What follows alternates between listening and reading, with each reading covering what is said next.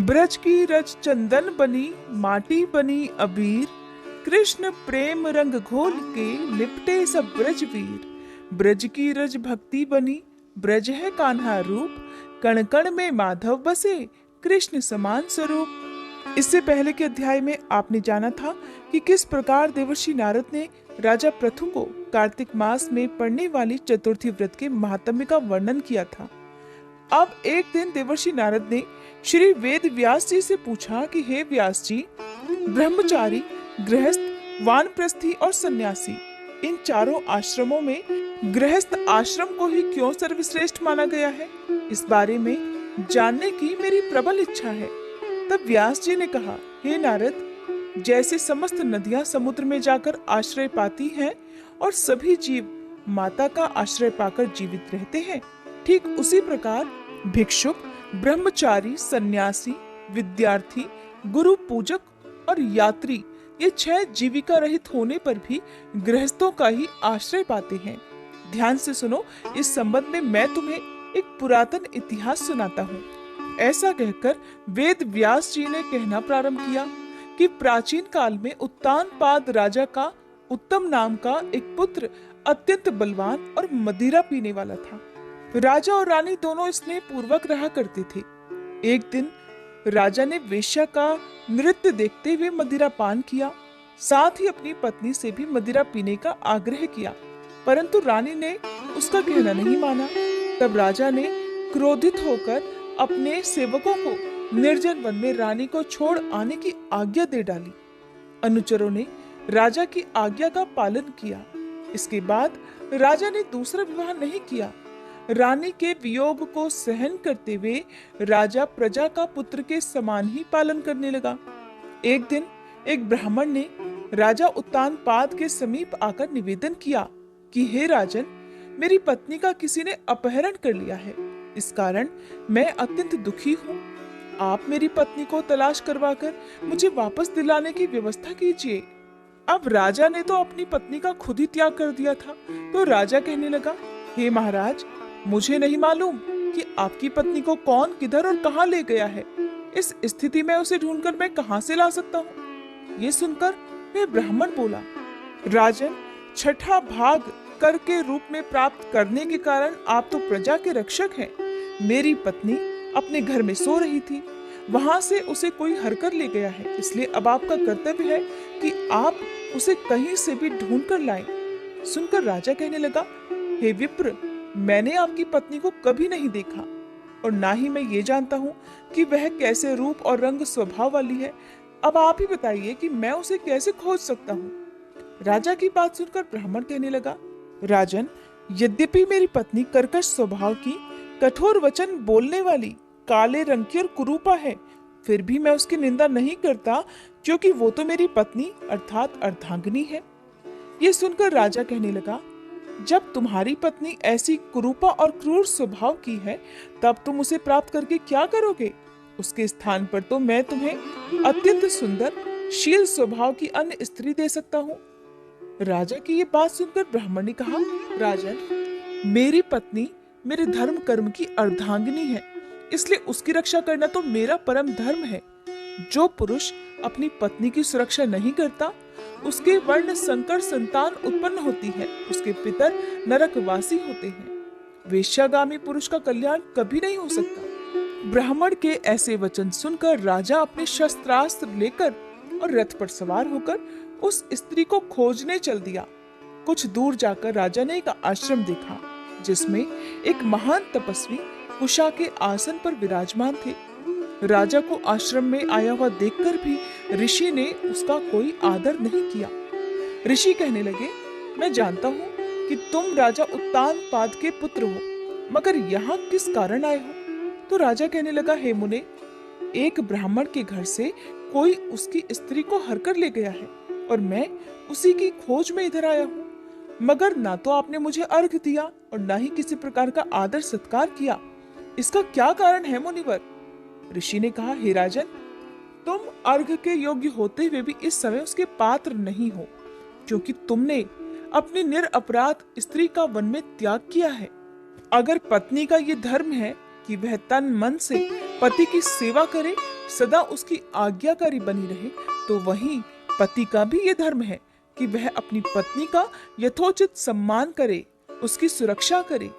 जिस घर में स्त्रियों का मान होता है, वहां पर साक्षात देवी देवताओं का वास होता है, और इसके विपरीत जिस घर में स्त्रियों का निरादर होता है, वहां सुख शांति कभी रह ही नहीं सकती। इतना सुनकर राजा अत्यंत लज्जित होकर पश्चाताप करते हुए पूछने लगा, हे भगवान, आप तो भूत भविष्य और वर्तमान तीनों कालों के जानने वाले हैं, इसलिए कृपा करके बताइए कि ब्राह्मण की पत्नी को हरकर कौन, क्यों और कहां ले गया है। तब ऋषि ने ध्यान धरकर कहा, राजन, अदिति का पुत्र वलाक नामक राक्षस उस ब्रह्माणी को हरकर उत्पलावर्त वन में ले गया है। तुम उसे ढूंढकर ब्राह्मण का संयोग कराओ। ये सुनकर राजा मुनि को प्रणाम करके अपने रथ पर सवार होकर उत्पलावर्त वन में जा पहुंचा। वहां जाकर राजा ने देखा कि एक स्त्री बिल्व पत्र खा रही है। ब्राह्मण ने जैसा जैसा बताया था, ठीक वैसा ही रंग रूप देखकर राजा ने उस स्त्री को तुरंत पहचान लिया और सोचा कि यही हो न हो ब्राह्मण की पत्नी है। राजा ने उस स्त्री से कहा, हे कल्याणी, तुम कौन हो और इस वन में क्यों आई हो? तब वह ब्राह्मणी बोली, मैं अतिरात्र की पुत्री और विलास पुत्र की पत्नी हूँ। मैं तो अपने घर में सो रही थी महाराज कि वलाक नामक एक राक्षस मुझे अपहरण करके यहाँ ले आया है।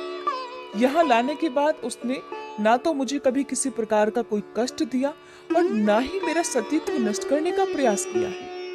इतना होने पर भी अपने पति के वियोग के कारण मैं अत्यंत दुखी हूँ। राजा ने पूछा, हे ब्रह्माणी, तो बताओ वह राक्षस इस समय कहाँ गया हुआ है? ब्रह्माणी ने बताया कि राजन, वह इस वन के अमुक स्थान पर गया है। जब राजा ब्रह्माणी द्वारा बताए गए स्थान पर पहुंचा तो राक्षस देखते ही राजा के चरणों में गिरकर बोला, राजन, बताइए मेरे लिए क्या क्या है? राजा कहने लगा, अरे निशाचर, तू ब्राह्मणी को हरकर क्यों लाया है? अगर तू इसके साथ विवाह ही करना चाहता है तो ये तो अत्यंत कुरूपा है, और अगर तेरी इसे खाने की इच्छा है तो वैसा कह। तब वह राक्षस कहने लगा, राजन, मेरे घर में अनेक रूपवती अप्सराएं हैं। उनके अलावा मैंने कभी किसी अन्य स्त्री से भोग की इच्छा नहीं की और ना ही मैं मांस भक्षण करता हूँ। मैं तो इस समय अपने पूर्व जन्म के पापों का प्रायश्चित कर रहा हूँ। इस ब्राह्मणी का पति राक्षसों को मारने का मंत्र जानता है। जब हम यज्ञ का अन्न ग्रहण करने के लिए जाते हैं तो वह हमको भगा देता है, क्योंकि यज्ञों का आचार्य वही बनता था। इसी कारण उस ब्राह्मण को दुख देने के लिए ही मैं उसकी पत्नी को हर कर ले आया हूँ। शास्त्रों के नियमानुसार स्त्री के बिना पुरुष को धार्मिक कर्म करने का अधिकार नहीं है, इसलिए अब वह यज्ञों में आचार्य नहीं बनता। राक्षस के ये वचन सुनकर अब राजा ने मन में विचार किया कि ये भी तो परोक्ष रूप से मेरी ही निंदा कर रहा है।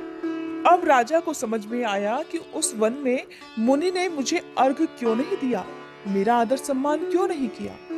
तब राजा को विचार मग्न देखकर वह राक्षस कहने लगा, राजन, मैं आपकी हर आज्ञा का पालन करूंगा, आप आज्ञा दीजिए।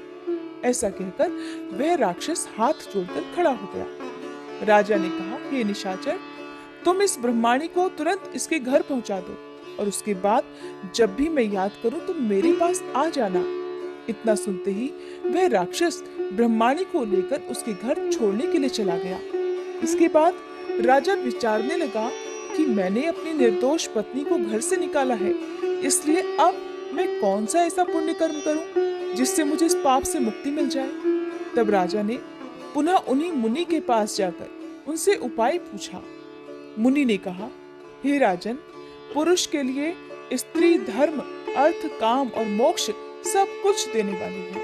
इतना ही नहीं, पत्नी के बिना इस लोक और परलोक कहीं पर भी सुख की प्राप्ति नहीं हो सकती। पत्नी चाहे कैसी ही कुरूपा, मूर्ख, रोगी, दरिद्री या खोटे स्वभाव वाली क्यों न हो, पुरुष को सदा उसका सम्मान ही करना चाहिए। मुनि की बात सुनकर अब राजा को अपनी गलती का भारी पश्चाताप होने लगा। पश्चाताप करते हुए राजा ने कहा, हे मुनि, मैंने तो अपनी निर्दोष पतिव्रता पत्नी को त्याग दिया है, इसलिए अब मुझे क्या करना चाहिए? मुनि ने कहा, हे राजन, तुम्हारी पत्नी को अकेली वन में घूमते हुए देखकर शतापात नामक एक नाग उसे पाताल लोक में लेकर गया है। उस नाग की नंदा नाम की एक कन्या है, जिसने उसको घर में छुपा कर रखा है। यह सुनकर राजा वहां से अपने घर आया तो ब्राह्मण को पत्नी सहित अपने महल में देखकर वह अत्यंत प्रसन्न हुआ। इसके बाद राजा ने जैसे ही वलाक राक्षस को याद किया, वह तुरंत उपस्थित हो गया। तब राजा ने उसे पाताल लोक से अपनी पत्नी को लाने का आदेश दिया। आज्ञा मिलते ही वलाक राक्षस पाताल लोक को चला गया और वहां से राजा की पत्नी को लाकर उसे सौंप दिया। तदंतर राजा और रानी स्नेह पूर्वक रहने लगे। देवर्षि नारद ने राजा पृथु से अंत में कहा, हे राजा पृथु, यह ग्रस्त आश्रम महात्म्य हमने तुमको विस्तार पूर्वक सुनाया। अब और क्या सुनना चाहते हो, सो कहो।